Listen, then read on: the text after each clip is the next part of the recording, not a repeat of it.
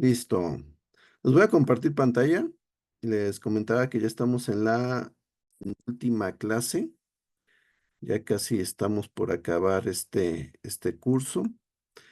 Y pues estamos en formación espiritual en los estilos literarios, en la clase 11, que estamos viendo el estilo literario del discurso. Y lo que vamos a ver el día de hoy son las cartas del Nuevo Testamento. Les decía, ya estamos en la penúltima clase, en la parte del discurso. Y pues bueno, ya debemos haber visto casi todos los videos.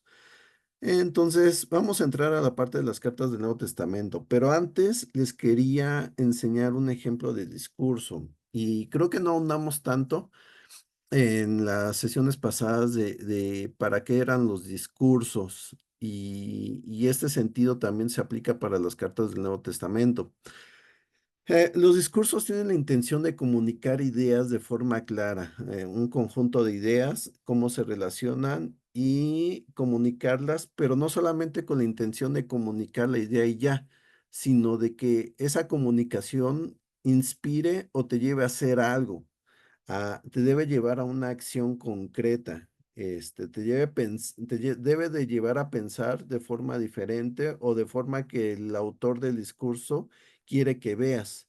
Entonces, comúnmente en los discursos, pues, están escritos, pero también se leen en voz alta y se les da una intención de manera que se pueda inspirar a que se entienda qué es lo que se está diciendo y que se realice una acción al respecto. Y en la historia hay diferentes tipos de discursos, hay discursos importantes que han inspirado a las personas, que han llevado revoluciones, que han llevado cambios en la sociedad. Uno de los más famosos, por ejemplo, en Estados Unidos es el discurso de Martin Luther King, el famoso discurso de Yo tengo un sueño, que pues llamaba precisamente a ese cambio en la sociedad donde hubiera una igualdad entre blancos y negros. Eh, y es muy llamativo ese discurso. Lo mismo sucede, ¿no? Por ejemplo, en discursos, hay una película que se llama El discurso del rey, que habla de cómo se preparó el rey de Inglaterra, que era tartamudo, para dar un discurso pues, a toda la nación de cuando iba a empezar la Segunda Guerra Mundial. Entonces, también ese discurso fue inspirador, fue un discurso que la gente valoró y que es un discurso histórico. Ahora, llama la atención que la mayoría de los discursos que son históricos realmente este, pues tocan a Dios, o sea, hablan acerca de Dios o hablan acerca de algún versículo de la Biblia. Les voy a poner un ejemplo de cómo, pues es un discurso inspirador, pero este no fue un discurso histórico, sino es el discurso de una película, pero sí tiene todo un contexto. Cuando todavía estaba la Segunda Guerra Mundial, Chaplin hizo una película que pues es una parodia acerca pues, de Hitler. La película es El Gran Dictador y pues es una película de protesta que habla pues que busca reflexionar acerca de la guerra. Entonces, al final de la película pues se da este discurso y vamos a verlo para tener una referencia. Vamos a verlo.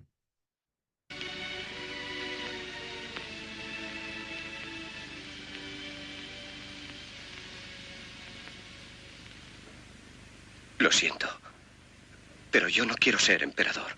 Ese no es mi oficio. No quiero gobernar ni conquistar a nadie, sino ayudar a todos si fuera posible, judíos y gentiles, blancos o negros. Tenemos que ayudarnos unos a otros. Los seres humanos somos así. Queremos hacer felices a los demás, no hacerlos desgraciados. No queremos odiar ni despreciar a nadie.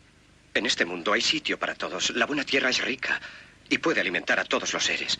El camino de la vida puede ser libre y hermoso, pero lo hemos perdido. La codicia ha envenenado las almas. Ha levantado barreras de odio. Nos ha empujado hacia la miseria y las matanzas. Hemos progresado muy deprisa, pero nos hemos encarcelado nosotros. El maquinismo que crea abundancia nos deja en la necesidad. Nuestro conocimiento nos ha hecho cínicos, nuestra inteligencia duros y secos. Pensamos demasiado y sentimos muy poco. Más que máquinas, necesitamos humanidad. Más que inteligencia, tener bondad y dulzura.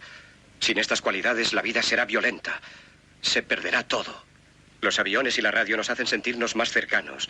La verdadera naturaleza de estos inventos exige bondad humana. Exige la hermandad universal que nos una a todos nosotros. Ahora mismo mi voz llega a millones de seres en todo el mundo. A millones de hombres desesperados, mujeres y niños. Víctimas de un sistema que hace torturar a los hombres y encarcelar a gentes inocentes. A los que puedan oírme les digo, no desesperéis. La desdicha que padecemos no es más que la pasajera codicia y la amargura de hombres que temen seguir el camino del progreso humano. El odio de los hombres pasará y caerán los dictadores y el poder que le quitaron al pueblo se le reintegrará al pueblo. Y así, mientras el hombre exista, la libertad no perecerá. Soldados, no os rindáis a esos hombres, que en realidad os desprecian, os esclavizan, reglamentan vuestras vidas y os dicen lo que tenéis que hacer, que pensar y que sentir. Os barren el cerebro, os ceban, os tratan como a ganado y como a carne de cañón. No os entreguéis a estos individuos inhumanos. Hombres máquinas, con cerebros y corazones de máquinas. Vosotros no sois máquinas, no sois ganado, sois hombres. Lleváis el amor de la humanidad en vuestros corazones, no el odio. Solo los que no aman odian, los que no aman y los inhumanos. Soldados, no luchéis por la esclavitud, sino por la libertad. En el capítulo 17 de San Lucas se lee, el reino de Dios está dentro del hombre, no de un hombre ni de un grupo de hombres, sino de todos los hombres, en vosotros. Vosotros el pueblo tenéis el poder de crear máquinas, el poder de crear felicidad. Vosotros el pueblo tenéis el poder de hacer esta vida libre y hermosa, de convertirla en una maravillosa aventura. En nombre de la democracia, utilicemos ese poder, actuando todos unidos. Luchemos por un mundo nuevo, digno y noble, que garantice a los hombres trabajo y dé a la juventud un futuro y a la vejez seguridad. Con la promesa de esas cosas, las fieras alcanzaron el poder, pero mintieron, no han cumplido sus promesas, ni nunca las cumplirán. Los dictadores son libres solo ellos, pero esclavizan al pueblo.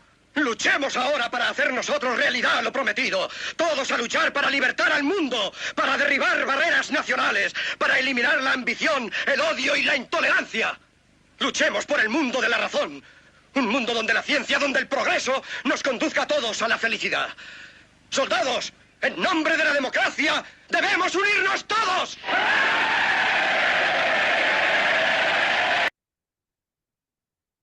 La idea de Chaplin al hacer este discurso, pues sí era eso, inspirar, era una película de protesta, de hacer reflexionar precisamente lo que estaba pasando en la Segunda Guerra Mundial y de precisamente, pues, llamar a la acción, de que se hiciera algo al respecto.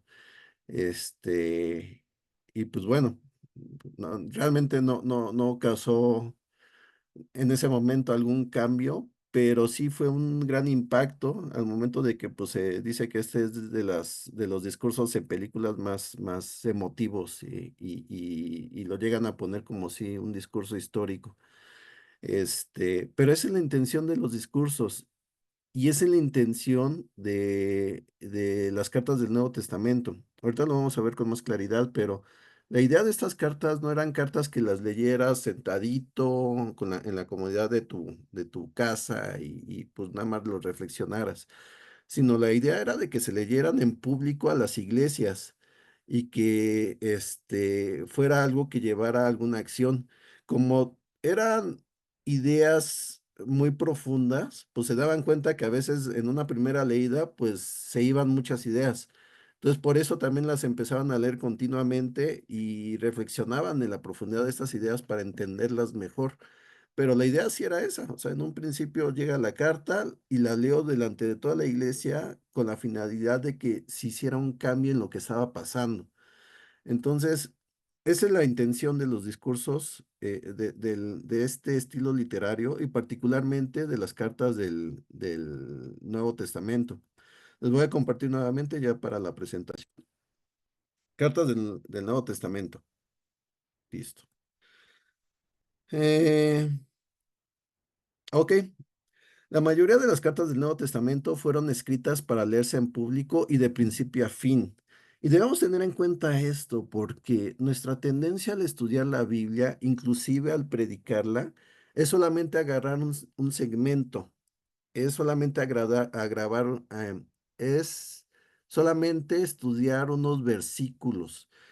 Si no entendemos en cuenta que la carta se escribió con una idea general de principio a fin, la vamos a sacar de contexto, esos versículos que estemos leyendo.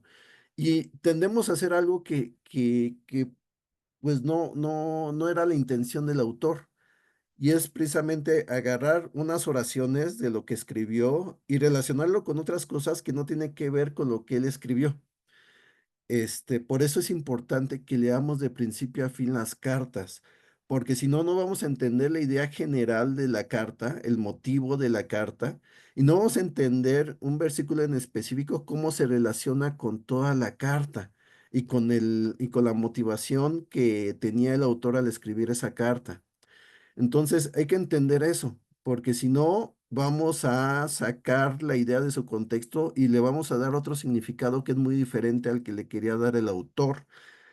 Y de ahí que haya muchas doctrinas falsas y muchas iglesias que creen en cosas que son incorrectas, precisamente por hacer esa tendencia de no leer ciertas escrituras en su contexto. Eh, las cartas se escribieron para tratar situaciones específicas, o sea, hubo una ocasión, algo que ocasionó que la persona escribiera esa carta. No fue como que de repente, Pablo estaba sentado y dijo, pues bueno, ahora quiero escribir un tratado acerca de la gracia de Dios. No, él escribió las cartas porque estaban pasando cosas en una iglesia en específica. Por ejemplo, Romanos lo consideran como la constitución del cristianismo y su tema principal es la gracia. Y podríamos verlo así, ¿no? Como que, Pablo estaba inspirado y quiso hablar acerca de la gracia de Dios y por eso escribió Romanos. Pero no, a ver, desde el nombre de la carta, no se llama la gracia de Dios, se llama Romanos, porque fue escrita a la iglesia de Roma y fue escrita con una intención. En la iglesia de Roma había cristianos muy diversos. Había cristianos griegos que eran ricos y había cristianos judíos que eran pobres. Y cada uno tenía como su aversión con el otro grupo de cristianos y había ahí una división. Entonces, básicamente lo que hace Pablo en Romanos es ubicarlos y decirles, miren, los que son gentiles son pecadores, pero también los judíos, así que nadie tiene de qué enorgullecerse. Realmente ustedes son parte del cuerpo de Cristo, no por sus méritos, sino por la gracia de Dios. Y al no tener méritos en sí, pues están en igualdad de condiciones y por eso, pues deben estar unidos y juntos, deben buscar esa unidad. ¿Ven cómo la gracia dentro del contexto que ocasionó la carta de los romanos le da un significado muy específico? Aquí Pablo no solamente escribió acerca de la gracia por desarrollar este concepto, sino lo escribió con una motivación y era el de la unidad dentro de la iglesia. Entonces, dentro de eso, pues ya le da un significado más concreto, más claro a la carta a los romanos. Ok, estas situaciones específicas que sucedían en ciertas iglesias se podían repetir en otras iglesias. Esto que les comento que pasaba en Roma también sucedía en Efeso. Entonces, hacían algo precisamente digo, aprovechando que Pablo, por ejemplo, había escrito la carta a los romanos con esa intención de unir a las iglesias, de unir a la iglesia en Roma, si había una situación particular, una situación similar en otra iglesia, pues lo que hacían básicamente, pues esta carta nos ayudó a entender esto, pues la copiamos para quedarnos con la carta que hizo Pablo y le mandamos una copia a estas iglesias para que vean cómo Pablo nos ayudó con respecto a este tema. Entonces empezaron a hacer varias copias de esa carta y se enviaban a otras iglesias. Eh, Ahora, la forma en que escribe Pablo, o más bien la forma en que escriben los autores de las cartas del Nuevo Testamento, sí tienen una estructura. Eh, pero lo único que quiero resaltar en cuanto a la estructura es de que no se iba directamente a decirte lo que tenías que hacer. o lo que tenía que hacer la iglesia en concreto. No iba como que usted, por ejemplo, Romanos, no llegaba a decirles, tienen que estar unidos por amor a Dios y ya. No, lo que hacía era desarrollar la idea, el que las personas que escucharan la carta fueran entendiendo poco a poco el por qué tenían que estar unidos, que no fuera solamente una instrucción que tenían que hacer y ya, como muy autoritaria o muy dictatorial, sino más bien lo que hacía Pablo era que, mira, entiendan bien esta idea, vean que ustedes no tienen por qué estar divididos, ni tienen por qué estar, no tienen por qué sentirse mejor que las otras personas, porque básicamente todos están mal. Tú lo que debes de hacer es valorar la gracia y que esa gracia te lleve a buscar la unión con las personas. Entonces, desarrollaba la idea y pues está algo larga la carta a los romanos. Y casi toda la carta va desarrollando la idea para que entiendas el por qué te tienes que comportar de esa manera. Y entonces ya en el último capítulo, en los últimos capítulos, ya es cuando te dice qué es lo que tienes que hacer. Ah, bueno, ya que entendiste la idea, ahora sí, mantengan la unidad, sean hospitalarios, eh, no sé, les daba ya acciones concretas, pero si se dan cuenta, todas las acciones concretas que les está diciendo son al final de la carta, ya que explicó el por qué comportarse así y son, como muy específicas. O sea, es un porcentaje muy pequeño de la carta. Entonces, ¿qué entendemos con esto? Pues básicamente que no se trata solamente de obedecer instrucciones y ya, sino es entender por qué están esas instrucciones y que ese entendimiento nos lleva a hacerlas como consecuencia de un entendimiento claro de por qué los tengo que hacer. Eh, y por eso, en las cartas, primero da una base doctrinal y teológica, este, y después ya solicita acciones concretas. ¿Ok? Hay que tomar en cuenta en las cartas dos contextos, el contexto histórico y el contexto literario. Respecto al contexto histórico, hay niveles de contexto que debemos tener en cuenta y que debemos ir conociendo. El primer nivel es conocer la historia completa de la Biblia y sus referencias comunes. Eh, Este nivel es algo que vas a estar construyendo conforme vayas leyendo más la Biblia. Vas a ir construyendo conceptos, vas a ir construyendo ideas y conforme vas construyendo estas ideas vas teniendo un panorama más claro de cómo pensaban los judíos, que básicamente es la audiencia del Nuevo Testamento. Bueno, los judíos y los cristianos gentiles, pero que eran instruidos en las escrituras judías. Entonces, teniendo más claro la historia de la Biblia y de conceptos judíos que están en la Biblia, podemos tener más claro a qué se referían las cartas que escribió Pablo, que ya tenía una teología que se había construido a raíz de las escrituras hebreas del Antiguo Testamento. Lo mismo sucede en un segundo nivel de contexto histórico con respecto a la cultura del Imperio Romano del primer siglo. Debemos saber cómo era la cultura en ese momento en que se escribieron las cartas, que el Imperio Romano pues era quien estaba dominando los demás pueblos, que básicamente adoptaron la cultura griega junto con sus dioses, con su filosofía, con su derecho. eh, y pues bueno, que había situaciones muy concretas dentro de esa cultura, una cultura que era idólatra, pero una cultura que buscaba también la sabiduría, que tenían a grandes figuras filosóficas que habían desarrollado pues ideas muy grandes. Pero que donde también había desigualdades muy marcadas, era muy claro quién era rico y quién era pobre. Era muy claro quién tenía ciertos derechos por ser ciudadano y quienes no los tenía porque no eran ciudadanos o eran esclavos. Entonces, cuando entendemos esa cultura, vemos el por qué había conflictos dentro de ciertas ciudades con cristianos y con todos los demás, porque ya podemos entender cómo se desarrollaba esa cultura.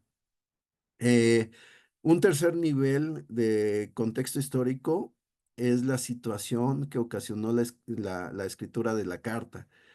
Eh, Particularmente sucedían situaciones de conflicto dentro de la iglesia en una ciudad.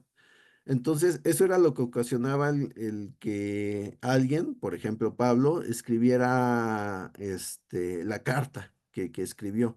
Por ejemplo, Tesalonicenses. Un poco, a ver, aquí les quiero aclarar algo. Algo que nos va a dar un poco de guía de esta último contexto histórico de qué ocasionó la escritura de esa carta va a ser el libro de Hechos. El libro de Hechos nos narra qué fue lo que sucedió después de que Jesús ascendió al cielo y cómo se fue construyendo las primeras iglesias alrededor de Jerusalén, básicamente en el Imperio Romano y particularmente en la región de Asia Menor. Este, entonces, ahí habla cómo se fundaron esas iglesias, cómo las fundó Pablo y qué fue lo que sucedió en ese momento. Entonces, cuando tú lees eso, te da un poco más de contexto histórico y esto te permite entender el por qué escribió Pablo ciertas cartas. Por ejemplo, Tesalonicenses. Si ven lo que pasó en Tesalonicenses, básicamente estuvieron poco tiempo, estuvieron creo que 1 o 2 semanas y luego los judíos de ahí los corrieron. Eran muy hostiles los judíos que vivían en Tesalónica. Entonces, cuando tú lees la carta de Tesalonicenses, te das cuenta que hay como un sentido de urgencia muy marcado por parte de Pablo. ¿Por qué? Porque no tuvo tiempo de poder construir bien la iglesia, porque los corrieron de ahí de volada. Entonces, los temas que habla también son temas como que hablan a ser muy escatológicos y hablan de situaciones muy particulares. Al no darles tiempo de construir bien la iglesia, dejó como muchos conceptos a la deriva. Y los cristianos de Tesalónica lo que pensaban era de que ya en unos días, en unos pocos días, ya iba a llegar Jesús y ya iba a transformar todo. Y Pablo les aclara, no, espérense, sí estamos en los últimos días, pero mientras llega, ustedes trabajen, ustedes hagan lo que les corresponde, o sea, no se queden sin hacer nada. Entonces, lo que hace Pablo es precisamente aclarar cosas que le hizo falta por el poco tiempo que estuvo ahí. Diferente situación la de Corintio, donde se quedó 3 años básicamente y pues de ahí construyó bien la iglesia, pero las situaciones que sucedieron después de que se fue ya fueron muy particulares. Había situaciones muy particulares de pecado, de idolatría, de conflictos entre los propios cristianos, de conflictos donde unos buscaban más la sabiduría y se sentían mejor por eso. Entonces, tú lees Corintios y vas a ver esos conflictos marcados en lo que sucedían ahí. Eso los debemos tener muy en claro. Voy a insistir, Hechos nos da como una pauta, nos da como una guía de cómo entender estas situaciones particulares, pero no solamente las podemos entender en el libro de Hechos, sino en el mismo contenido de la carta. Cuando tú lees la carta, te vas a dar cuenta que nos da indicios de por qué la escribió el autor. Por ejemplo, me hicieron estas preguntas y lo dice tal cual Corintios respecto a las preguntas que me hicieron. Entonces te das cuenta que en parte escribió la carta porque le hicieron preguntas por dudas que tenía la iglesia en ese momento. Te das cuenta que escribió la carta porque había conflictos con ciertos cristianos y que se enteró Pablo por los de la familia de Chloe. Entonces te vas dando ahí idea de por qué escribió la carta. Eso en cuanto al contexto histórico. El contexto literario, debemos tener en cuenta, o más bien, la clave para entender el género literario del discurso es prestar atención en cómo se conectan las ideas, es decir, poner atención en los conectores. Eh, Aquí vamos a repasar un poco nuestras clases de español. Nosotros hablamos español ya digamos que por costumbre. Desde niño, pues escuchamos a nuestros papás hablar español, a las personas alrededor de nosotros hablar español, y fuimos aprendiendo a veces sin darnos cuenta de lo complejo que es el idioma.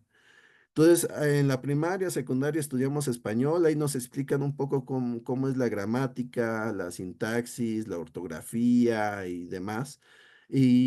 pues bueno, entendemos un poco más cómo se tiene que hablar el español, pero no lo estudiamos a profundidad o a veces ya se nos olvida, ¿no? Lo que vimos en nuestras clases de español. Pues habrá que retomarlas porque los discursos que están en la Biblia sí están escritos de manera que sean un poco más complejas de entender. Y si no tenemos en cuenta las bases del español, que es el idioma con el que se tradujo y con que leemos nuestras escrituras, se nos van a ir muchas ideas o las vamos a entender mal.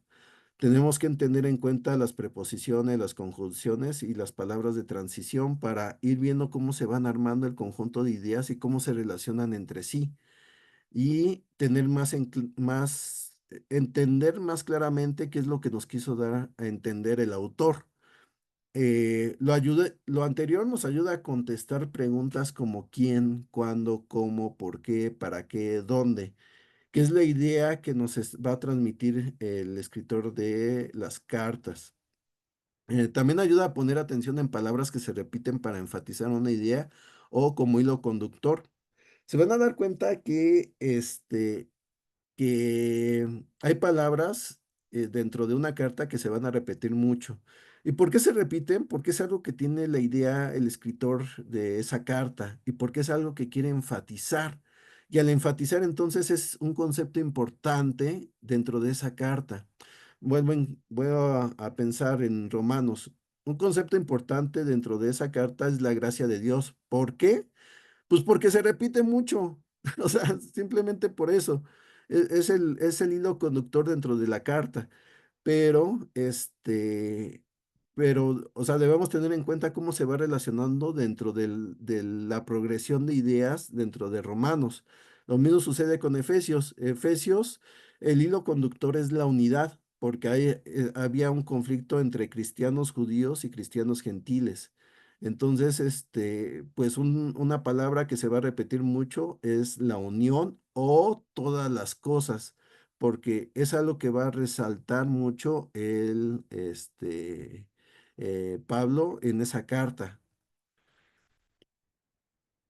Les decía, tenemos que recordar nuestras clases de español, cómo se forma una oración y cómo en esa oración hay varias ideas que con con las conjunciones y con las preposiciones le van dando un proceso de unión y van uniendo esas ideas de manera lógica para ir entendiendo el concepto en general.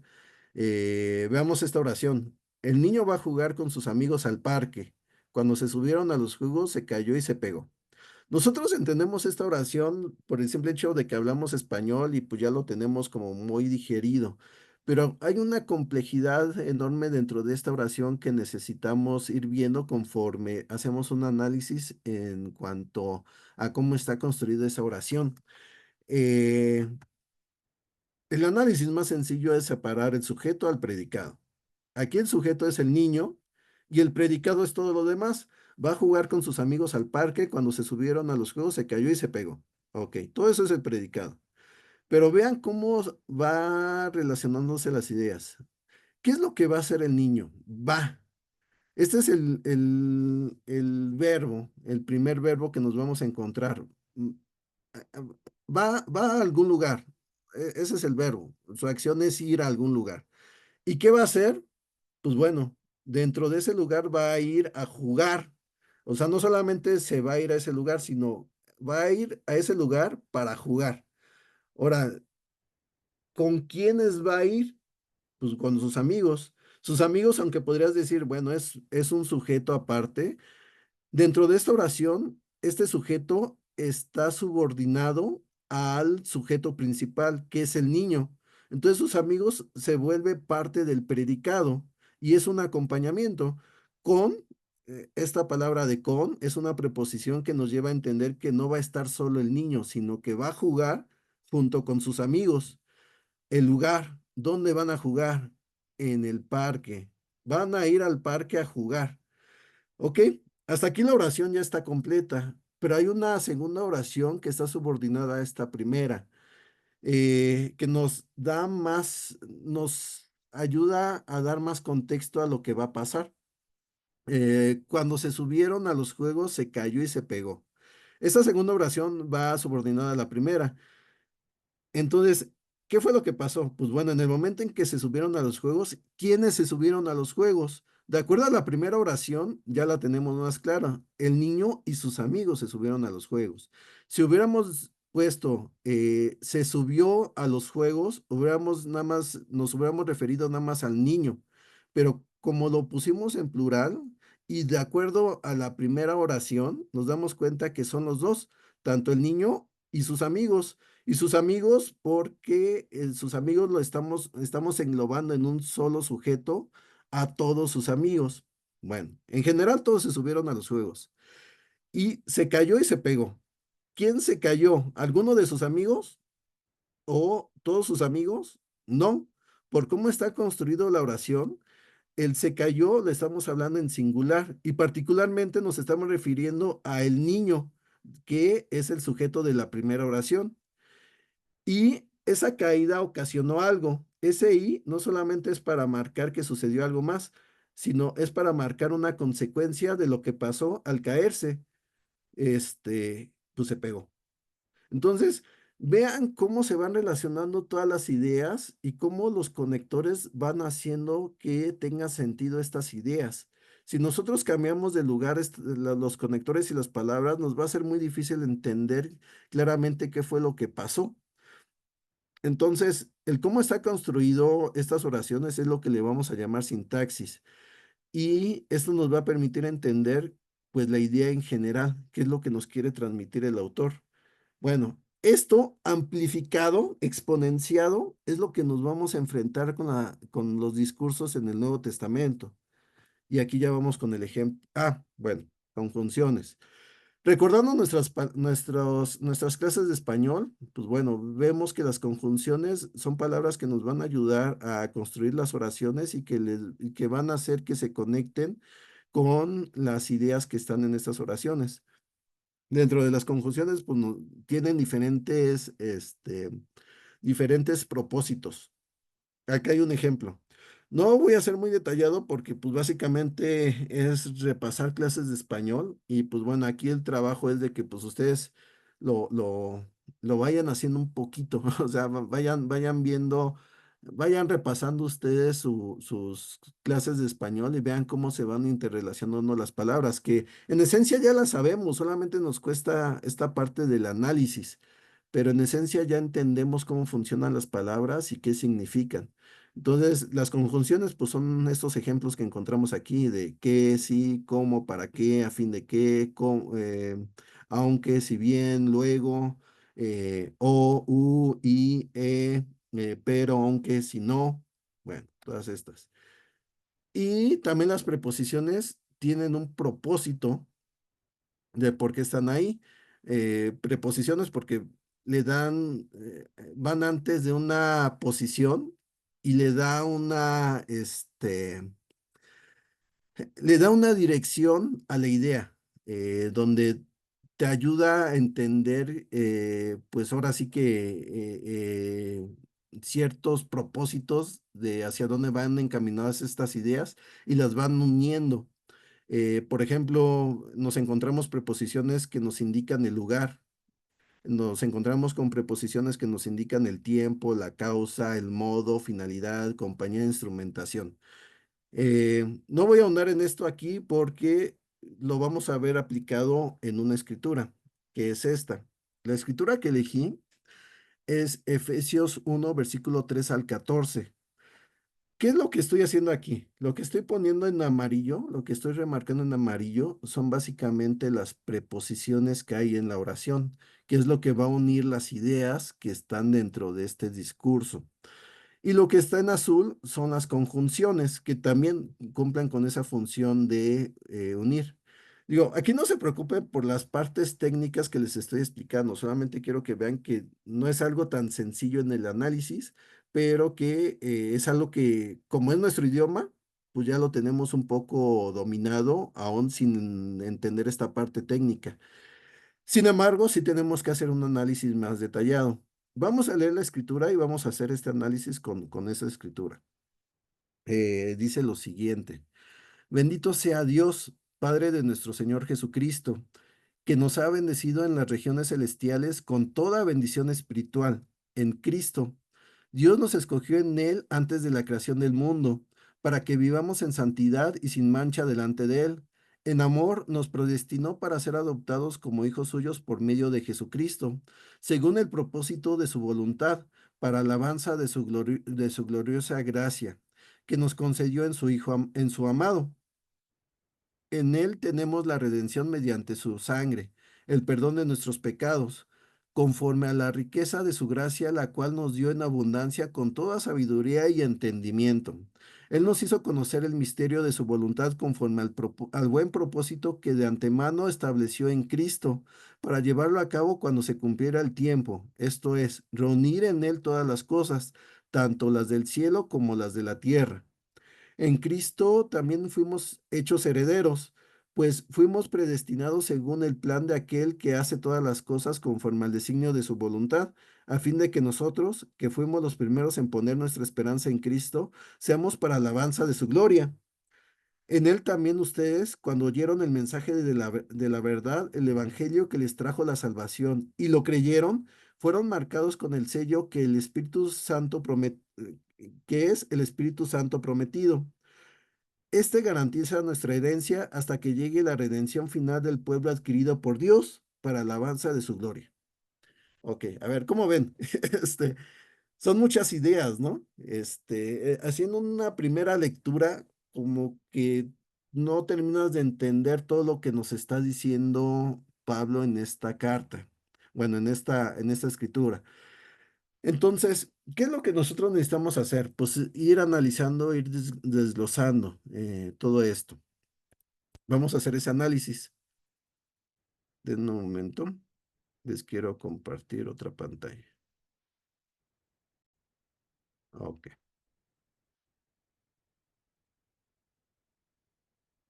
Lo que les había dejado de tarea es que escogieran una escritura que quisieran que analizáramos y básicamente la idea es hacer esto que vamos a hacer. Eh, en qué parte de la carta nos encontramos al leer esta escritura? Nos encontramos casi al principio de la carta, precisamente después de los saludos. Pablo saluda en esta primera sección, y nos encontramos con lo que acabamos de leer. Dense cuenta de algo, ese es el inicio de la carta. Ni siquiera ha dicho el motivo de por qué escribió esta carta. Ese motivo no lo vamos a encontrar aquí, el por qué está orando por la iglesia y qué es lo que él espera ver dentro de la iglesia. Entonces, básicamente, en lo que acabamos de leer no es el motivo o no está dentro del motivo de la carta, pero es importante. ¿Por qué? Porque nos da una introducción de lo que tenemos que ver para entender el por qué Pablo escribió la carta a los Efesios. Ok, les voy a compartir otra pantalla que tiene que ver ya con este contexto histórico. Ok, yo hice el siguiente análisis. Eh, que va respecto al contexto histórico. ¿Qué ocasionó el motivo de Efesios? ¿Qué fue lo que estaba sucediendo en la iglesia en Éfeso para que Pablo escribiera esta carta? Pues bueno, por indicaciones internas y un poco por lo que pasó en Éfeso en el libro de Hechos, lo que podemos encontrar es que era una iglesia donde estaban integrados cristianos judíos y gentiles, pero parece que había división entre estos dos grupos de cristianos. Entonces, cuando lees la carta a los Efesios, te vas a dar cuenta que está muy marcada esta división y qué es lo que está tratando Pablo. Entonces, cuál es el propósito de esta carta? Pues básicamente es que Pablo está buscando la unidad en el Espíritu Santo y en Cristo. Ese es el motivo principal, o es más bien el propósito principal de esta carta. Y de lo que acabamos de leer, debemos entenderla dentro de este contexto, de lo que estaba buscando Pablo, que era la unidad. Entonces, cuando analizamos el texto que acabamos de leer, nos vamos a dar cuenta que hay divisiones marcadas que al traducirlo, los traductores hicieron esta división por medio de los puntos punto y seguido y punto y aparte. Y nos vamos a dar cuenta que lo que nos está diciendo Pablo es que nos está mostrando las bendiciones que tenemos en Cristo, que es lo que Dios hizo por nosotros. Y vamos a encontrar 7 grandes bendiciones.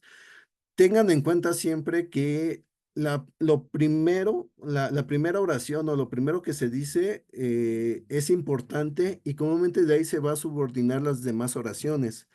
¿Qué es lo primero que nos dice en lo que acabamos de leer? Que nos ha bendecido en las regiones celestiales con toda bendición espiritual. Eso es lo que hizo Dios por nosotros y de ahí se van a subordinar todas las demás. ¿Por qué? Entonces, todos los demás que hizo Dios por nosotros son parte de estas bendiciones que tenemos en Cristo, que es todo esto que acabamos de leer. Ahora, aquí no lo voy a leer porque hay un análisis más profundo que es el que les voy a mostrar. Cuando nosotros empezamos a hacer el análisis de las oraciones, empezamos a contestar preguntas y preguntas que son clave para entender qué es lo que nos está transmitiendo el autor. Entonces, esto que hizo Dios, las fui dividiendo por el punto y aparte o punto y seguido, y aparte fui dividiendo la oración para entender qué es lo que nos está diciendo, haciéndole preguntas. Entonces, vamos a verlo rápidamente. ¿Cómo empieza la escritura? Dice, bendito sea Dios, Padre de nuestro Señor Jesucristo. Aquí lo que nos está diciendo es quién nos está contestando esta pregunta. Eh, Después la siguiente, que nos ha bendecido. Entonces, esto nos está contestando qué hizo y a quién. Dios está bendiciendo, pero ¿a quién? A nosotros nos ha bendecido. También nos indica un poco la cuestión del tiempo, de que es algo que ya sucedió y que sigue vigente. Esto de nos ha contesta esa pregunta también. ¿En dónde? En las regiones celestiales. A ver, en las regiones celestiales, pero ¿quién? O sea, ¿quiénes están en las regiones celestiales? Pues bueno, Dios de donde nos está bendiciendo está en las regiones celestiales. Ahora, ¿cómo? Con toda bendición espiritual. No solamente nos dio una bendición, sino nos dio la totalidad de las bendiciones espirituales. Nos dio toda bendición espiritual, o sea, la completud de esas bendiciones espirituales. ¿Dónde o cómo? En Cristo. O sea, esas bendiciones las tenemos si estamos en Cristo. Vean cómo van interrelacionándose estas ideas. Punto y aparte. Dios, ¿quién? Nos escogió, ¿qué hizo y a quién? Nos ha escogido a nosotros.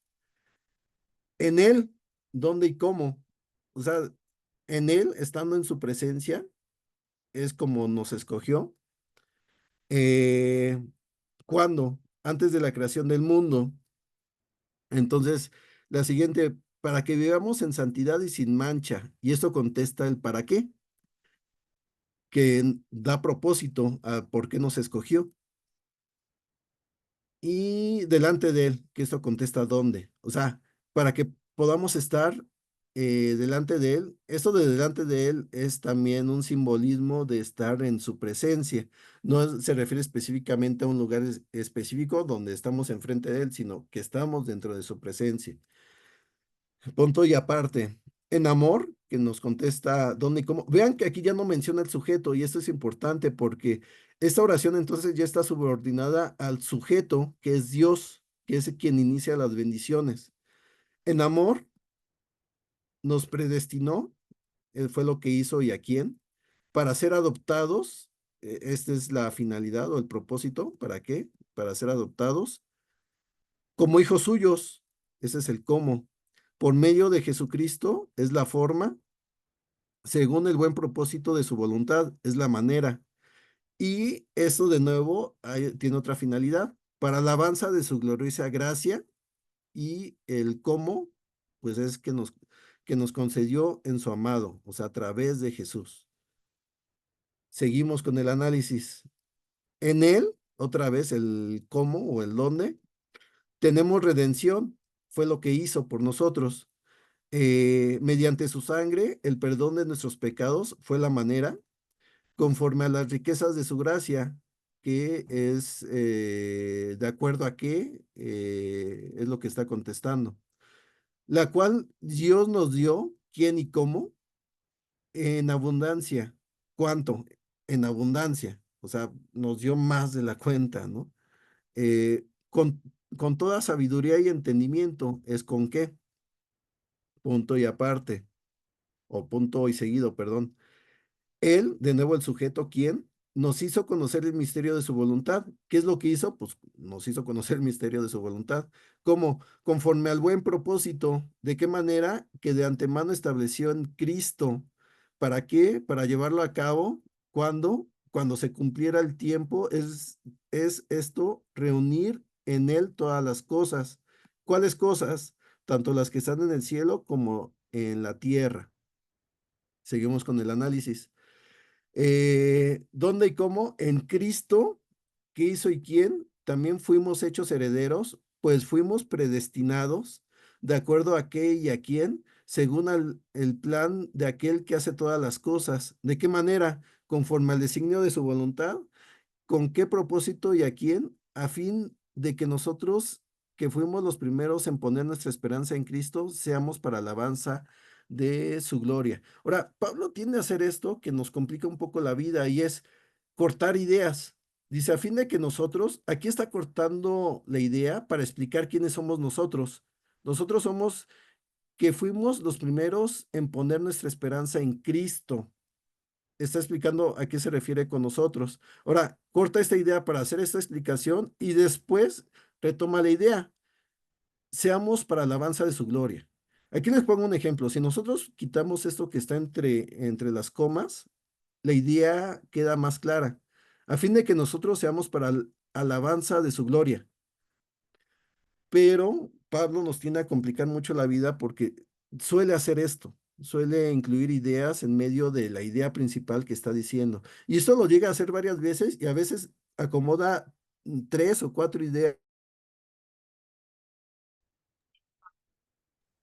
Hola, perdón, Miguel, te cortaste, amigo. ¿me podrían indicar en dónde me quedé? ¿Hasta dónde me escucharon? Mm, Bueno, eh, si quieren retomo aquí. creo que fue la parte donde dices en él y después que Dios hizo y a quién tenemos la redención. Ok, a ver, lo voy a retomar desde aquí. Estamos en esta idea. Eh, de dónde y cómo en Cristo, qué hizo y quién, también fuimos hechos herederos, pues fuimos predestinados, de acuerdo a qué y a quién, según el plan de aquel que hace todas las cosas, de qué manera, conforme al designio de su voluntad, con qué propósito y a quién, a fin de que nosotros espérenme, está grabándose. A fin de que nosotros, que fuimos los primeros en poner nuestra esperanza en Cristo, seamos para alabanza de su gloria. Ahora, vean aquí, lo que les decía era de que Pablo tiende a hacer esto más complejo porque corta las ideas para meter ideas en medio. Entonces, cuando nos dice aquí, a fin de que nosotros, va a explicar quiénes son nosotros. Son aquellos que fuimos bueno, más bien, somos los que fuimos los primeros en poner nuestra esperanza en Cristo. Ahora, si nosotros cortamos esta idea, vamos a entender mejor la idea principal. Quitamos lo que está entre las comas y dice, a fin de que nosotros seamos para alabanza de su gloria. Vean que aquí está la idea completa, solamente que lo que hace Pablo, y lo tiende a hacer mucho, es meter ideas en medio. Y esto lo suele hacer muchas veces, suele meter hasta dos o tres o cuatro ideas dentro de una idea principal. Y si no ponemos atención, se nos va a ir el flujo de las ideas, de qué es lo que está transmitiendo como oración inicial. Entonces, pues bueno, esto nos complica un poco la vida. Las versiones que son más parafraseadas, que son más, por ejemplo, la versión del lenguaje actual o la Biblia para todos, lo que tiende a hacer es acomodar las ideas para no hacer este tipo de cortes que son que son más difíciles de seguir. Entonces, por eso a veces nos queda un poco más claro. Pero, pues bueno, así es como está escrito y así lo puso Pablo. Por último, dice, ¿dónde, cómo? En él, a quienes también ustedes, ¿cuándo? Cuando oyeron el mensaje de la verdad, el evangelio que les trajo la salvación y lo creyeron, ¿qué hizo y a quién? Fueron marcados con el sello que es el Espíritu Santo prometido. ¿qué hace el Espíritu Santo?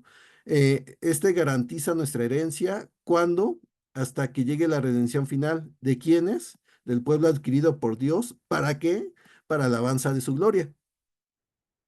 Entonces, ok, ya una vez que tengamos este análisis, pues nos va a ser un poco más claro entender la idea de hacia dónde va. Y aquí es de donde ya extraje, pues bueno, cuántas cosas hizo Dios por nosotros dentro de esta escritura y pues bueno, el detalle.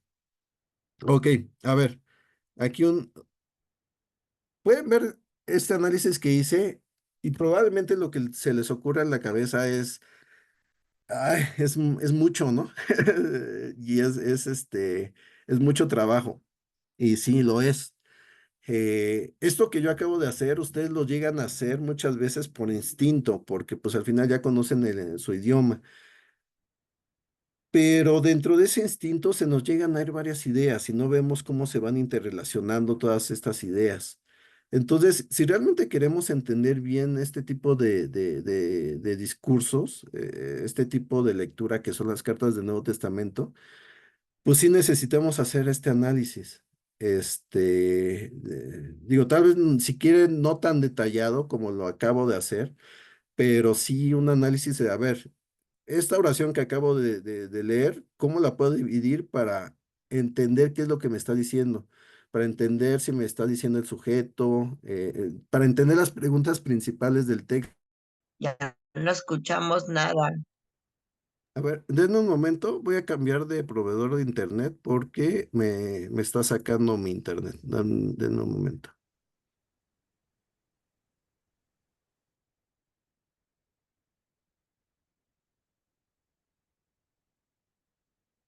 A ver, listo.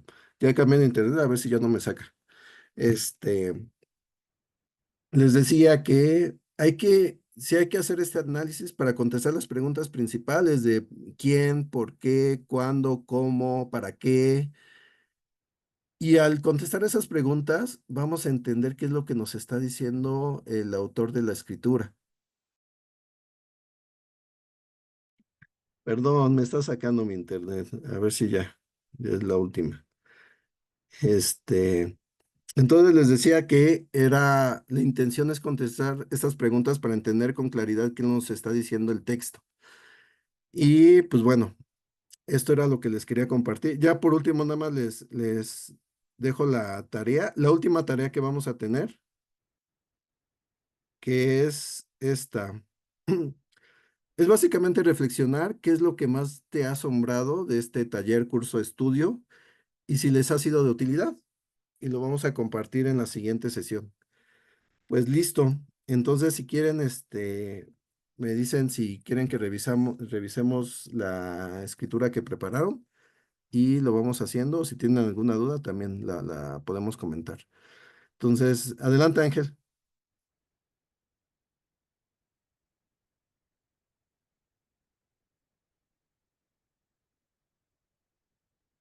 Adelante, Ángel, puedes prender tu micrófono. Sí, ok, gracias. Igual, te molesto con mi presentación, por favor. Ok, a ver, déjame, no le he Ok, descargado. Dame un sí, momento.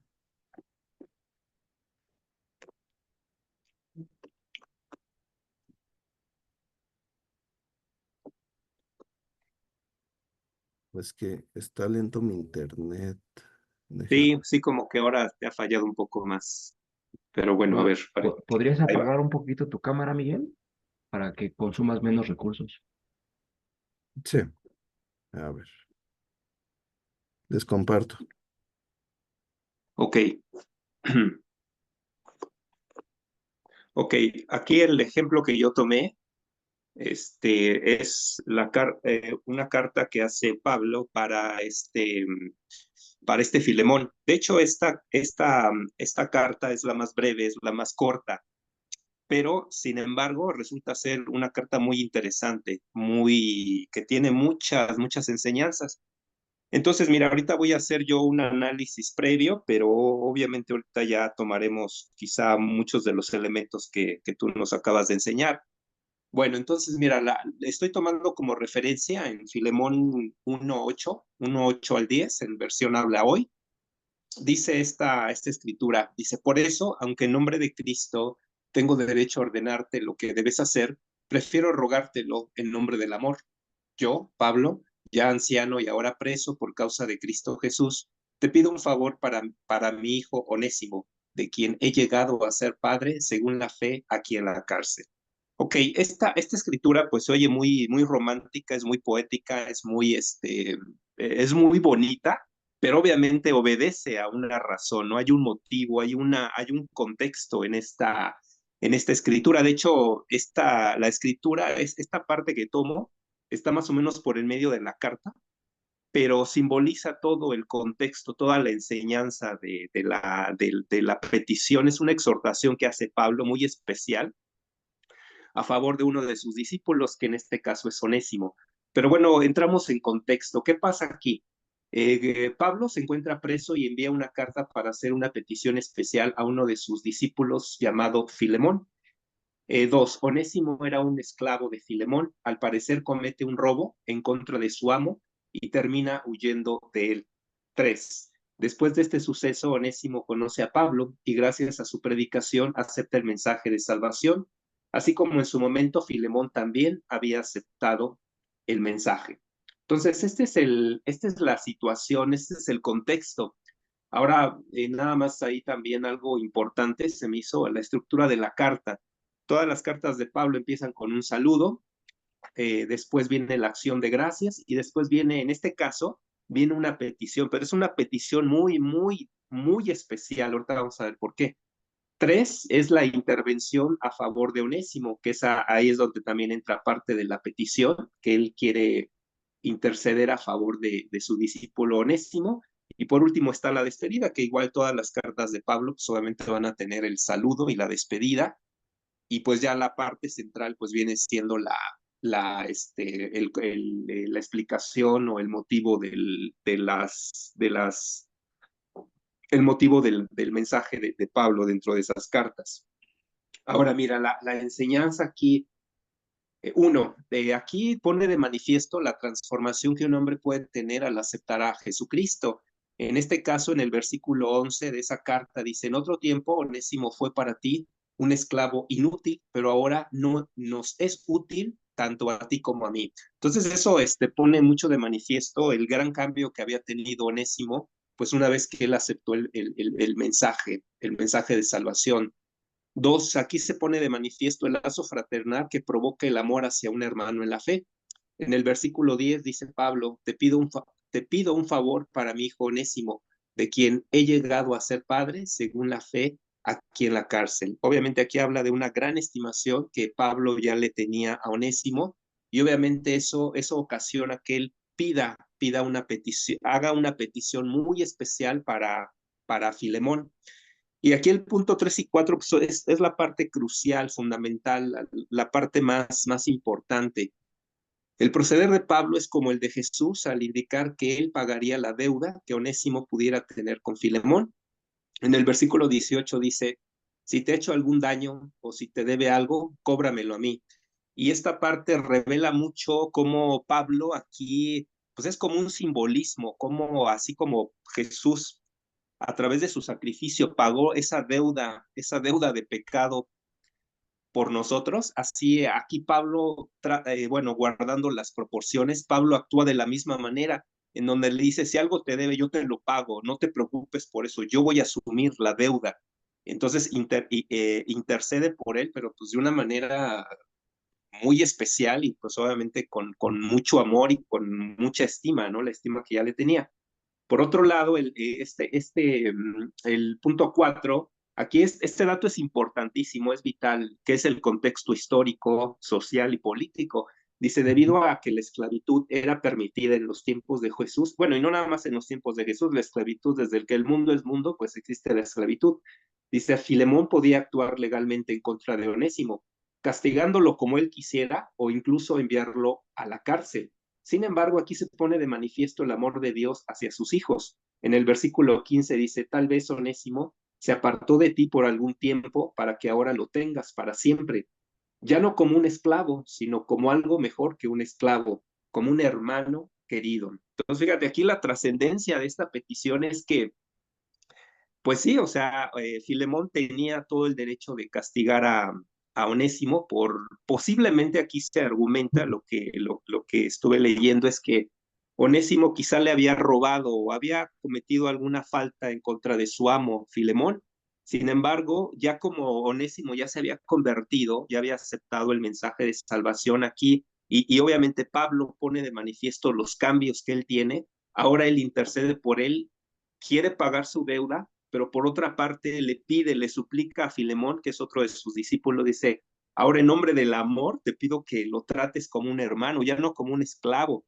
Y esto obviamente pues, es una cuestión fascinante porque pues aquí se rompen ya las cuestiones de sociales, esta cuestión de obligación, porque sí era su esclavo, pero pues ahora sí que bajo la ley de Dios Pablo le dice, yo te exhorto, te pido que no lo trates ya como un esclavo.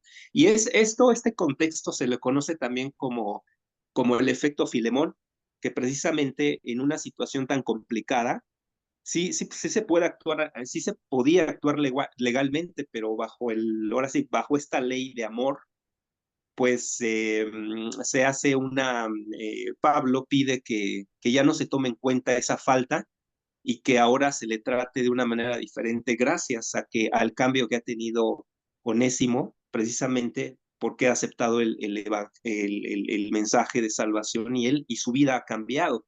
Entonces esto es algo bien importante, trascendente, que sucede en esta carta. Es una carta muy breve, pero creo que la enseñanza pues es muy, muy valiosa y creo que pues eso es algo que nos pone de manifiesto cómo aún nosotros tenemos que actuar a favor de nuestros hermanos cuando hay situaciones delicadas, complicadas, difíciles, ¿no? Pero bueno, eso es lo que yo extraje, igual, ¿no? ¿Qué más podrías agregar o qué te parece?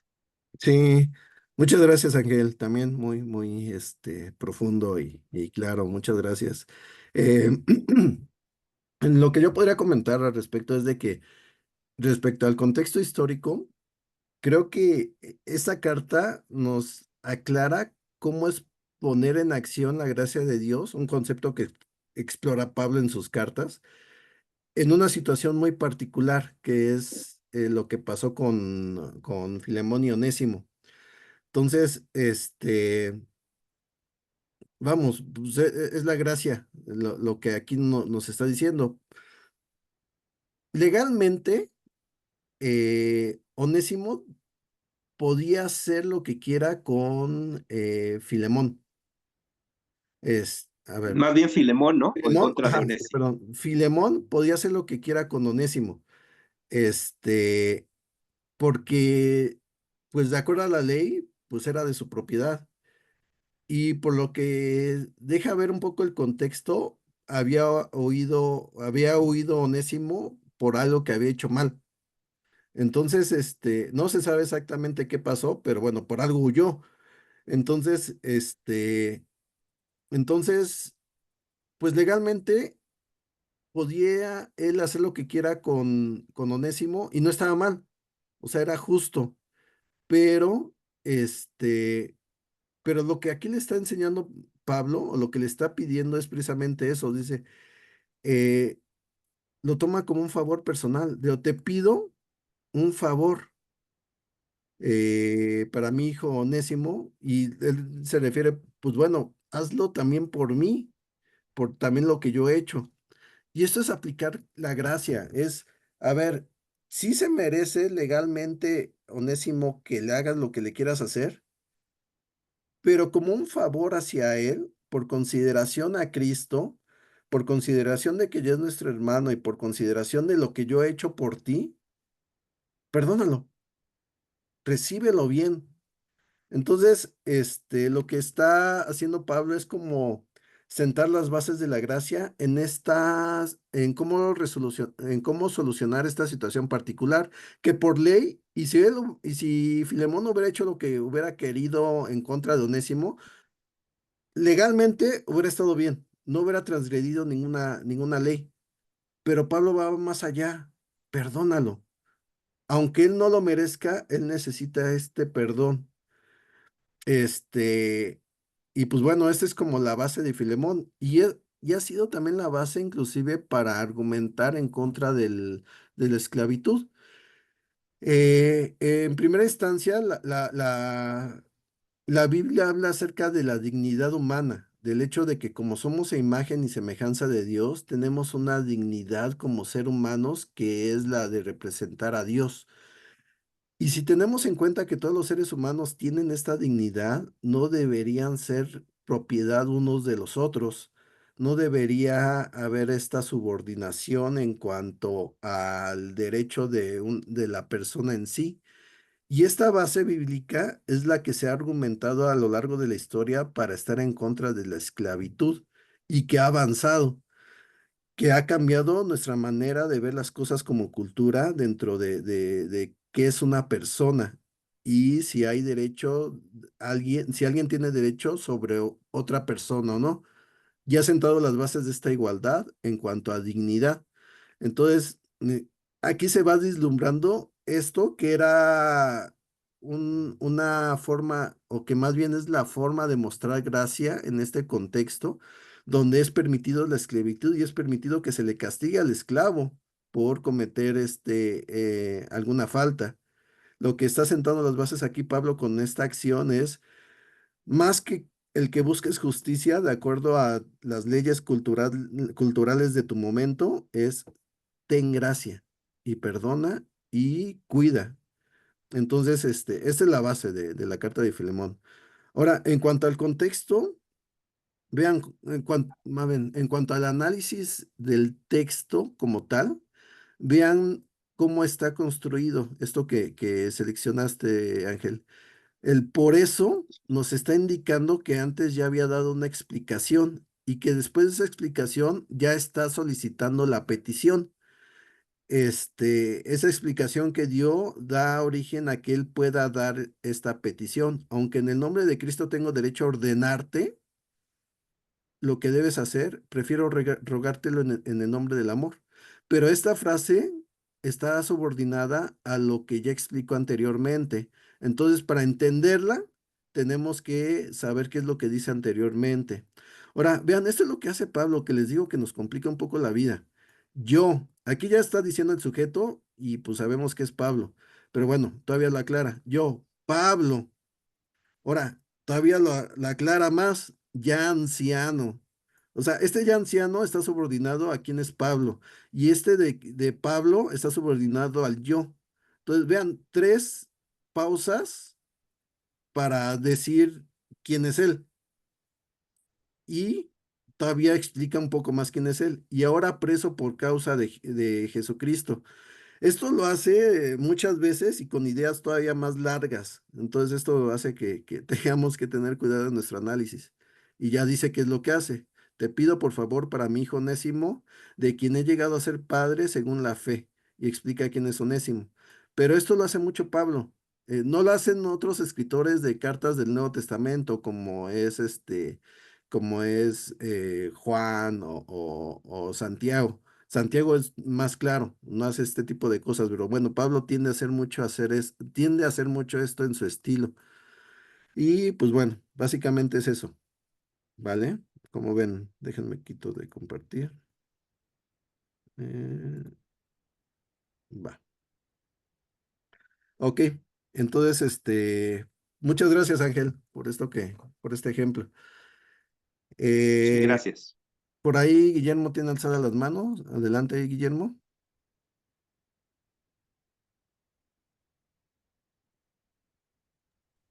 Sí, adelante.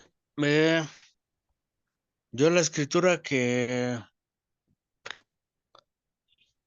escogí es mi escritura que es desde que me bauticé, que es Primera de Corintios 4:7, que dice, pues ¿quién te da privilegios sobre los demás y qué tienes que no te haya dado? Y si lo has dado, ¿por qué presumes como si lo hubieras conseguido por ti mismo? Yo aquí siempre le expreso esa escritura porque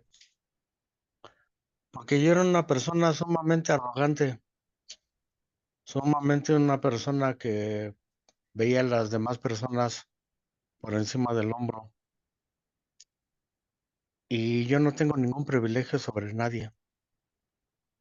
Eh, yo estoy aprendiendo mucho en este taller, aprendo mucho de todo lo que me dan y yo no tengo ningún privilegio. El único que tiene privilegios es Dios. El único que tiene privilegios es Jesús. Y Jesús, teniendo privilegio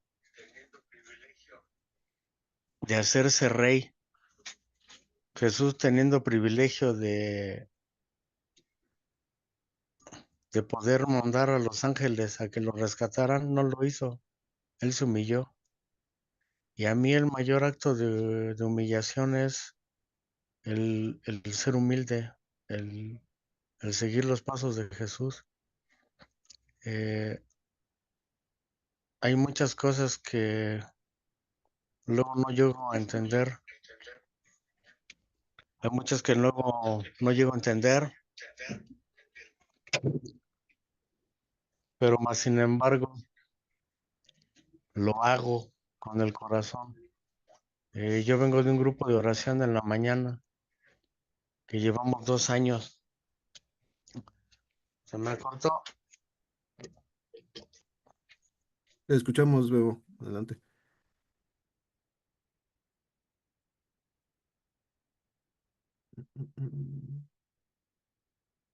A ver, déjenme. ¿Estás por ahí, Memo? Ok, creo que sí se cortó. A ver, de este ejemplo que nos puso Memo, vean, escogió Corintios 4. Les comentaba que la carta de los Corintios habla de situaciones que estaban sucediendo muy particulares en esa iglesia. Y dentro de esas situaciones, una de ellas era el que se sentían mejores que los demás, ya sea por tener cierta sabiduría o por quién fue quien los convirtió. Por eso unos decían, yo soy de Pablo, yo soy de Apolos, yo soy de tal, porque eso les daba, les hacía sentir con cierto estatus de que, pues a mí como me convirtió esta persona que pues se considera importante, pues entonces yo soy mejor que los demás que se convirtieron con otra persona que a lo mejor no son conocidas, ¿no? Entonces, Pablo está tratando esta situación donde se sienten mejores que los demás. Y vean cómo empieza. Dice que todos nos consideran servidores de Cristo. O sea, ni siquiera, o sea, lo que está diciendo Pablo es que no va por ahí el asunto. Nosotros mismos, el mismo Pablo está diciendo, somos servidores de Cristo. Y no de una persona en particular, sino del propio Cristo. Entonces, todos somos servidores de Cristo. Ahora, eh, vean toda esta oración, cómo va, para que vean cómo se junta con lo que está diciendo Memo. Hermanos, todo esto lo he aplicado a Apolos y a mí mismo para beneficio de ustedes, con el fin de que aprendan de nosotros aquello de no ir más allá de lo que está escrito. Esta frase es una frase que se está refiriendo a las escrituras hebreas y particularmente a la ley, de básicamente lo que está diciendo es, esto es lo que nos dice la ley. Todo lo que piensen por arriba de lo que dice la ley que les haga sentirse mejores, está mal. No vayan más allá de eso. Así ninguno de ustedes podrá engreírse de haber favorecido al uno en perjuicio del otro. ¿Quién, quién te distingue de los demás? ¿Qué tienes que no hayas recibido? Y si lo recibiste, ¿por qué presumes como si no te lo hubieran dado? Esto ya es lo que nos está diciendo Memo. Ahora, vean, la esencia se mantiene y es básicamente son preguntas que te llevan a darte cuenta quién eres tú, que pues debes ser humilde, que tú no eres mejor que los demás. Esa es la esencia. Y digo, las mismas preguntas te llevan a esa misma esencia, pero estas preguntas en su contexto te lleva a entender el por qué se está preguntando esto, que es que pues la iglesia de Corinto, muchos se sentían mejores que los demás por las mismas ideas que iban teniendo o por quién los había convertido. Y esto en la aplicación pues nos debe llevar a pensar eso, de que primero preguntarnos, ¿yo me siento mejor que alguien? Y si es así, ¿por qué yo me siento mejor? Y al contestar esa pregunta de por qué yo me siento mejor, te debe llevar también a darte cuenta que debes tener ideas cerradas de quién eres tú y de la misma escritura y del mismo conocimiento. Y al darnos cuenta de esas ideas, podemos redirigirlas a una idea correcta que nos lleve a situarnos en realmente en la posición en la que estamos y que nos lleve entonces a no sentirnos mejores que los demás, sino a tener humildad. Entonces, por allá va esa idea. Déjame ver si ya se restableció. Ok. Este, Corina, también tienes la mano levantada. Vamos contigo, Corina. Sí, sobre el comentario que hizo Ángel de la escritura, veo claramente cómo ahí Dios nos enseña el amor, pero también la edificación a los demás, ¿no? Mutua también. El que no juzguemos a las personas. Por ejemplo, Onésimo, al parecer robó, ¿no? Entonces, su dueño lo hubiera podido lastimar mucho, pero Pablo lo exhorta a no juzgar, a no lastimarlo, sino a que lo trate bien y lo trate como Dios lo ha tratado a él. Entonces creo que es bien importante eso, el no tratar mal a los demás, sino ver que somos iguales para Dios. Ujú. Eso es Sí, todo, Miguel. muchas gracias, Corina. Sí, voy a insistir. En una cultura donde era permitida la esclavitud, creo que es importante ver cómo este texto es transgresor, es anticultural, está yendo más allá de lo que se espera en cuanto a justicia legal de la cultura romana. Entonces, y nos da un entendimiento de a qué se refiere la gracia de Dios, de que si yo, aún con lo que hice, me merezco algo, aún así, Dios en su bondad me trata de una mejor manera y me considera con dignidad aunque yo no la merezca. Entonces, pues ese es el principio de la gracia y realmente eso es lo que nos enseña también la carta de Filemón. Muchas gracias, Cori. Adriana, adelante. Gracias, Ángel. Gracias. Yo escogí la lectura de Romanos 8, del 35 al 38, al 39. Ok. Dice, ¿quién nos separará del amor de Cristo? ¿Tribulación o angustia? ¿O persecución? ¿O hambre? ¿O desnudez? ¿O peligro o espada? Tal como está escrito, por causa tuya somos puestos a muerte todo el día. Somos considerados como ovejas para el matadero. Pero en todas estas cosas somos más que vencedores por medio de aquel que nos amó, porque estoy convencido de que ni la muerte, ni la vida, ni ángeles, ni principados, ni lo presente, ni lo porvenir, ni los poderes, ni lo alto, ni lo profundo, ni ninguna otra cosa creada nos podrá separar del amor de Dios que es en Cristo Jesús, Señor nuestro. Eh, Estaba leyendo una nota que dice que, bueno, el autor es Pablo y se dirige a los romanos. Él no había podido ir hasta ese momento a Roma y pues Roma era la capital del Imperio Romano, entonces yo creo que había pues bastantes problemas y estaban en contra de los cristianos. El tema de acá, de Romanos, habla mucho de la justicia de Dios. Y también nos habla de la provisión de su justicia, de la demostración de su justicia, de la recepción de Israel de la justicia de Dios y el comportamiento de la justicia de Dios. Y ya termina la carta con saludos y bendiciones, pero en esta parte hace también alusión a Isaías, en donde dice, por causa tuya somos puestos a muerte todo el día. Ahí nos da una referencia a Isaías 50. ¿Y por qué dice que somos llevados como ovejas para el matadero? Yo creo que los cristianos en ese imperio, bueno, no creo, eran castigados, ¿no? Y ya después torturados y terrible, ¿no?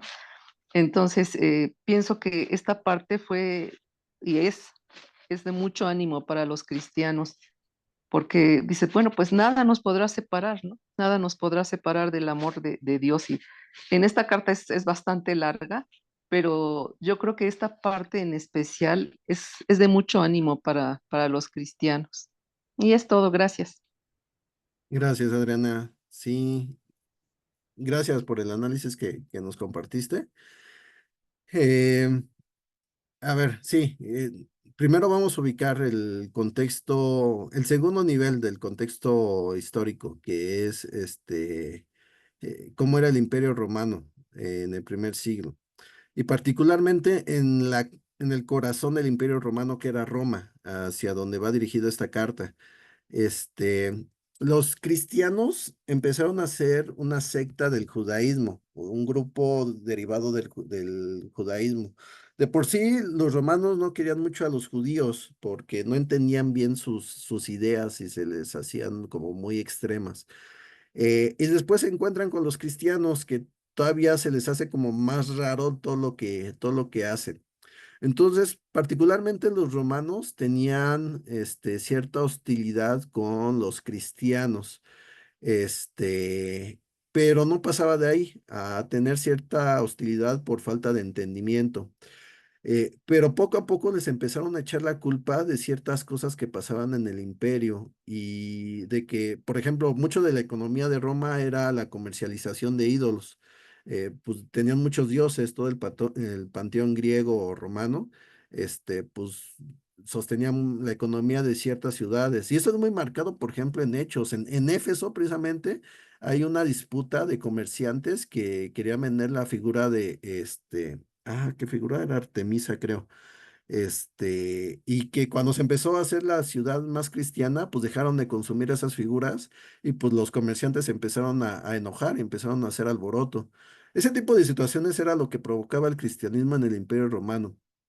Entonces, en Roma también pasaron situaciones que no queda claro qué fue lo que sucedió, que inclusive provocaron un edicto que corría a los romanos y a los judíos por igual, a los romanos, perdón, a los cristianos y a los judíos por igual, los corría de la propia Roma. Entonces, creo que Romanos escribió después de ese edicto. Y todavía llegaron a quedarse unos cristianos dentro de la ciudad, pero ya era una situación complicada para ellos porque se tenían que esconder para reunirse. Ahora, hasta aquí no había más que ese tipo de hostilidad. Ya cuando empezó a gobernar Nerón, ahí sí ya hubo una persecución como tal. Y ya precisamente con Nerón fue que martirizaron a Pedro y a Pablo. Entonces, esto todavía se volvió un poco más fuerte después de que Pablo llegara ahí y después de que Pablo escribiera esta carta. Pero bueno, todavía no se había llegado a ese punto, pero ya había cierta hostilidad. Ahora, hacia allá va el argumento también, porque sí parece que desde aquí ya había como cierta hostilidad hacia los cristianos, judíos y romanos por igual, pero principalmente hacia los judíos. Y es que escribe esto. Vean cómo ya macha, o cómo macha mejor. Vean, desde aquí, desde el 34, ¿quién condenará? Cristo Jesús es el que murió, incluso resucitó y está a la derecha. O sea, vean el énfasis. Cristo Jesús es quien murió e incluso resucitó y está a la derecha, intercede por nosotros. Esto, pues, se lo dices a alguien que está pasando por una situación complicada. Y voy a insistir, estaban empezando con esa situación complicada y más adelante iba a ser más difícil porque se iba a empezar con la persecución y con los martirios. ¿Quién nos apartará del amor de Cristo? ¿La tribulación o la angustia, la persecución, el hambre, la desnudez, el peligro o la espada? ¿Por qué hace esta pregunta? Porque precisamente ya estaban empezando con esas hostilidades. Así está escrito. Por tu causa siempre nos llevas a la muerte, nos tratan como ovejas llevadas al matadero, que este es el Salmo 44. Eh, Voy a insistir, lo que hemos aprendido es de que cuando veamos este tipo de cosas, lo ideal es ir al Salmo para ver qué es lo que nos dice y nos dé como una referencia más clara de qué es lo que está pensando el autor. Porque no solamente está pensando en esta frase, sino está pensando en todo el Salmo. Sin embargo, en todo esto somos más que vencedores. O sea, a pesar de la persecución, a pesar de que eran marginados, de que los empezaban a tratar mal, somos más que vencedores por medio de aquel que nos amó. ¿Por medio de quién? Pues de aquel que nos amó y se está refiriendo a Cristo. Pues estoy convencido de que ni la muerte, ni la vida, ni los ángeles, ni los demonios, ni lo presente, ni lo porvenir, ni los poderes, ni lo alto, ni lo profundo, ni cosa alguna de toda la creación podrá apartarnos del amor que Dios nos ha manifestado en Cristo Jesús, nuestro Señor. Entonces, y ya complementado con lo que nos acabas de decir, pues está chévere esta escritura. Entonces, digo, ya esto lo tenemos que trasladar a nosotros porque nos interesa. Y básicamente es porque también nosotros en algún momento vamos a pasar por situaciones difíciles. ¿Y cuál va a ser nuestra actitud? ¿Las de víctima o las de que somos más que vencedores? Hacia allá nos lleva la idea. Ok, muchas gracias, Adri. Eh, a ver, primero Laura y después si quieres Corina, acabamos, ya porque ya son 10:30. Entonces, adelante, Laura, porque creo que ya habías levantado la mano, nada más que no lo habías hecho con emoji. Adelante, abre tu micrófono. ¿Ya me escuchas? Te escucho. Ah, lo volviste a cerrar. ¿Puedes abrirlo otra vez? Listo. Ahora sí. Adelante. Bueno, pues yo vi Romanos 11, el remanente de Israel. Dice que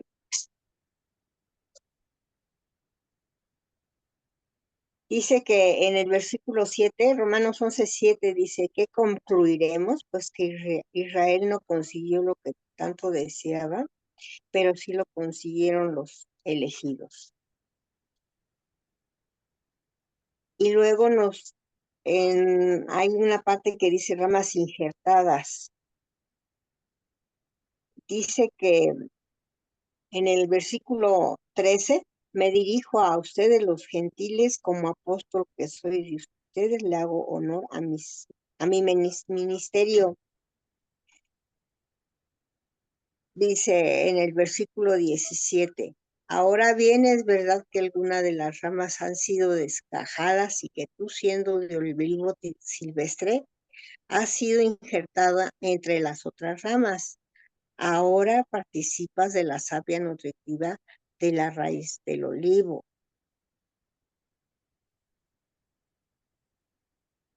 Después en el versículo 25 dice, hermanos, quiero que entiendan este misterio para que no se vuelvan presuntuosos. Parte de Israel se ha endurecido y así permanecerá hasta que haya entrado la totalidad de los gentiles. O sea, los que no son del olivo natural, sino que fuimos insertados en el olivo espiritual que es nuestro Señor Jesucristo, de tal manera que pues no nos debemos tampoco enorgullecer de que algunos del pueblo de Israel hayan sido desgajados, o sea, separados de la vid por sus malas actitudes, por su desobediencia, sino que pues debemos agradecer que es por gracia que estamos injertados en el olivo espiritual que es Jesucristo. Ahora, me refiero a Apocalipsis 7. Dice, Apocalipsis 7, versículo 3. Dice, no hagan daño ni a la tierra, ni al mar, ni a los árboles, hasta que hayamos puesto un sello en la frente de los siervos de nuestro Dios. Y oí el número de los que fueron sellados, 144,000 de todas las tribus de Israel. Pero también en el versículo 9 hablan de una gran multitud con túnicas blancas. Dice, después de esto miré y apareció una multitud tomada de todas las naciones, tribus, pueblos y lenguas. Era tan grande que nadie podía contarla. Estaban de pie delante del trono y del cordero, vestidos de túnicas blancas y Laura, con ramas de palma en la mano. Laura, Sí, en la siguiente sesión vamos a ver Apocalipsis. ¿Cómo ves si esta la revisamos en la siguiente sesión? ¿Me acuerdas? Y revisamos esta está muy bien, para está que, muy bien, sí. entonces, tenla ahí y ya que acabe lo de la clase, me acuerdas, oye, me comentaste que revisemos esta de Apocalipsis y ya la leemos y ya bajo lo que veamos de Apocalipsis ya le damos ya un tratamiento, ¿vale? O tú puedes trabajar en esto, ¿no? Hablar del remanente de Israel, los que están sellados y cómo vamos Eso, a... esto lo comentamos en la siguiente sesión, nada más porque ya estamos en tiempo y me interesa comentar un poco de lo que dijiste de Romanos. Y eso lo vamos a ver en la siguiente clase, entonces no hay pierde, ¿vale? Está muy bien, Ok. de acuerdo. Ahora, nada más para comentar lo que nos estás diciendo, igual nada más reforzar lo de Romanos, ¿de qué trata Romanos? Y básicamente trata de la gracia de Dios, pero por una situación muy particular donde los cristianos judíos se sienten más había dos tipos de cristianos, los judíos y los gentiles. Y cada uno se sentía mejor a su manera. Los judíos por ser parte del pueblo de Dios desde un principio y los romanos porque, pues eran comúnmente ricos, tenían mejor clase social, estaban en una mejor posición económica y social. Entonces, aquí le está hablando un poco más a los cristianos judíos porque se sentían mejores que los cristianos gentiles, precisamente por ser judíos, por ser parte de... Pablo hace esta analogía de la vid, de donde hay ramas que ya, o sea, pues naturales de la vid, y está haciendo esta comparación de que aquellos que son gentiles son como ramas injertadas a la vid, que es Jesús. Pero lo que les va a terminar de explicar es, ok, tú que eres natural de la vid, no te sientas mejor porque el podador los puede quitar en cualquier momento si no funcionan. Y puede injertar a alguien más, aparte, o sea, aunque sea injerto, va a estar unido a a la rama principal, a la vid principal. Entonces no te sientas mejor porque no se trata de que hayas nacido naturalmente judío y que por eso seas mejor, sino más bien va a estar en cuanto a tu actitud y a tus acciones, de si realmente eres parte de la rama principal. Entonces, vean cómo está tratando el tema principal, que es la unidad, a partir a partir de tratar el motivo de la soberbia, la cual pues es un engaño, una falsedad, porque no hay ningún motivo para sentirte mejor. Y eso es lo que está tratando Pablo en esta parte de Romanos. Evidentemente, todo esto tiene un contexto. Desde el principio, pues habla, el capítulo comienza con un por tanto, el capítulo 11. Entonces, esto que está ya diciendo es porque ya antes ya ha tratado el tema y ya lo está, ya lo ha desarrollado a través de toda la carta.